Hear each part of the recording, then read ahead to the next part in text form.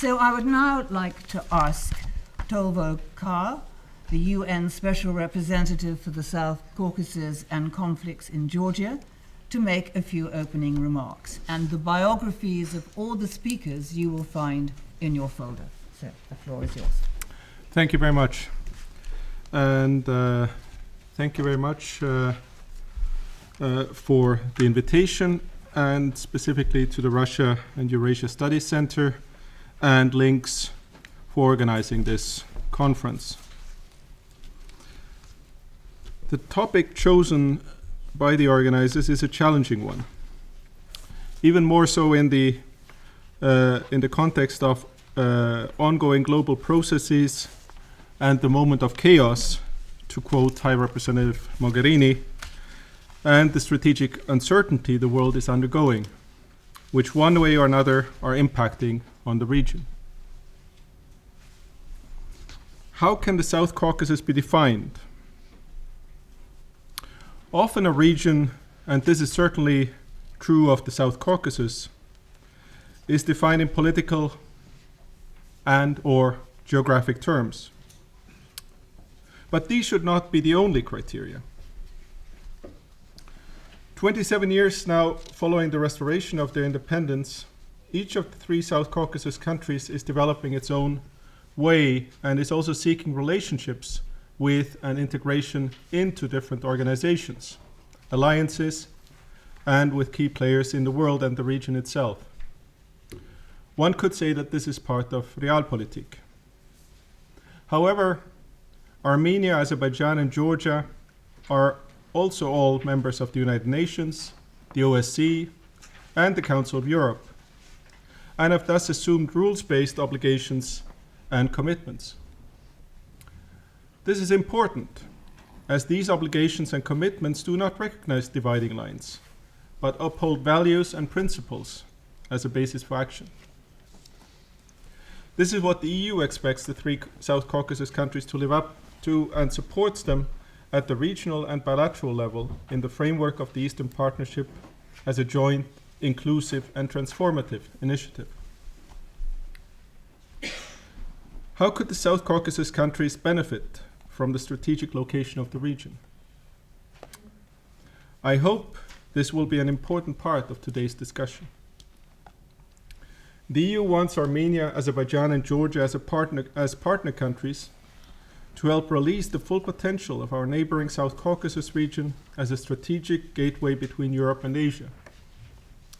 This would foster stability and security and prosperity in the entire region and beyond. This is in the best interest of our partner countries, and it is in the best interest of the EU too. I expect today a thought-provoking discussion on the interplay of internal, regional, and wider international factors that could help attain or instead hamper this goal. Resilience starts at home.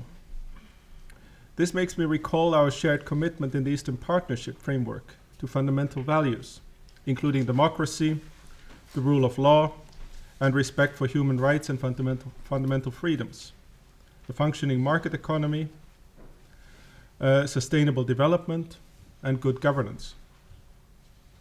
Poverty, inequality, a perceived sense of injustice, corruption, weak economic and social development, and lack of opportunity, particularly for young people, can be roots for instability, increasing a society's vulnerability to radicalization. The South Caucasus region, in terms of security, economy, and development, has been severely impacted by unresolved conflicts, which all have their own specificity.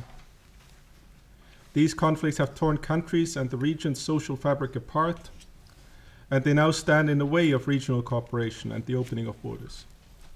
They hamper democratic development and don't allow all citizens to exercise their fundamental freedoms.